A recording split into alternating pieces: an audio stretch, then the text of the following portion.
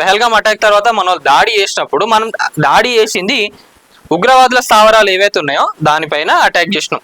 దాన్ని వీళ్ళు పాకిస్తాన్ లో ఎట్లా మలుచుకున్నారంటే అక్కడ సివిలియన్స్ పైన కూడా వీళ్ళు టార్గెట్ చేసిండ్రు అని చెప్పి సెలబ్రిటీలు పోస్ట్ పెడుతున్నారు. అంటే వాళ్ళ దేశం కాబట్టి వాళ్ళు అట్లా పెట్టుకున్నారు. మరి దీన్ని తిప్పి కొట్టాలి కదా. మన ఆర్మీ కూడా, మన ఇండియన్ ఆర్మీ, మన డిఫెన్స్ మినిస్టర్ వీళ్ళందరూ కూడా చెప్తున్నా కూడా ఇక్కడ మనోళ్ళు వినకుండా ఇష్టమైనట్టుగా అడ్డగోలు పోస్టులు వీళ్ళు పెడతారు. ఈ సెలబ్రిటీలు వీళ్ళు రెస్పాండ్ గారు.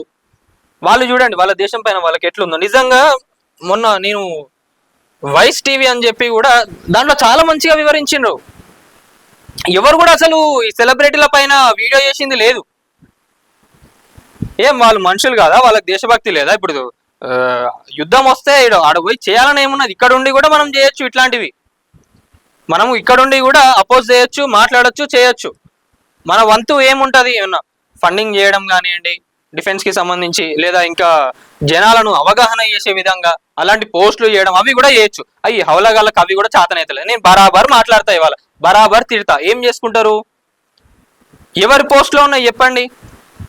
సాయి పల్లవి ఇంకా ప్రకాష్ రాజ్ గారు పెట్టిన పోస్టులు ఏవైతే ఉన్నాయో దాంట్లో ఎంతసేపు ఈ తొక్కల హ్యుమానిటీ, మన దేశం ఇట్లా కాదు, వాయిలెన్స్, తొక్క అని చెప్పి మాట్లాడుతున్నారు.